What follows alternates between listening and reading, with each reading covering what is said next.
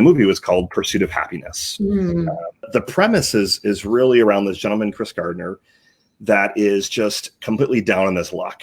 He had a son and he was evicted, and like basically they had nowhere to go. So like in a lot of scenes in the movie, they're showing him living in like the bathroom at a train station, for example. And all that he had was like this little device that he was trying to sell kind of door to door. I think it was like a medical device or something like that. And he knew that if he could sell that, then great, they could go get a hotel room and maybe have some food for the night. But what he ended up doing was he actually ended up landing a job at a brokerage firm.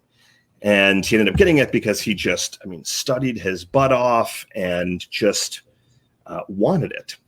And I won't give all the secrets, I guess, to the movie, but in terms of kind of lessons as this movie progresses, the biggest thing that really stuck out for me, and I think it relates a lot of just kind of how things are going for some of the people that are listening right now, that sadly, it seems like in a lot of states, this crazy COVID thing is returning, and like Florida and Texas and things like that. And a lot of people I've been hearing like, oh, is this ever going to end? And like, you're down on your luck. And when I look at kind of as this movie progresses and kind of what are some of the fun lessons, the biggest lesson was really about what he said, kind of protecting your dream.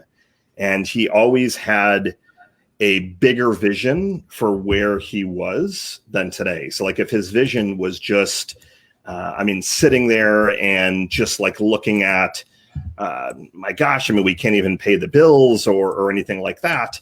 And all his life, he just had people saying, you can't do it. You're a failure. You couldn't sell these devices. You were homeless, like all these things. But as he kept talking, he wanted to make sure that he was really kind of, I think he used the word like guarding his dream as he kind of continued to persevere. And we're always going to face setbacks. And I'm sure, Julie, you've had setbacks. I've had plenty of setbacks as well. I'm sure a lot of you listening have had setbacks as well in life and in business, but he just kept going. And what kept him going was, this bigger vision. And he wanted to kind of guard that dream and know that even if he's feeling discouraged, he can accomplish that bigger vision at some point, regardless of the odds. And these setbacks, he kind of would roll with them. And there were times when he was extremely down in the movie, but he knew that these setbacks really were a way of life. And at the end of the day, to me, the biggest lesson amongst others with guarding your dreams is that he just believed in himself. He knew that if he went kind of all in on himself, that he could end up accomplishing anything that he needs. That if going all in, and if you think about that from a lesson standpoint, are you going all in with either your life or your childcare center? Yeah.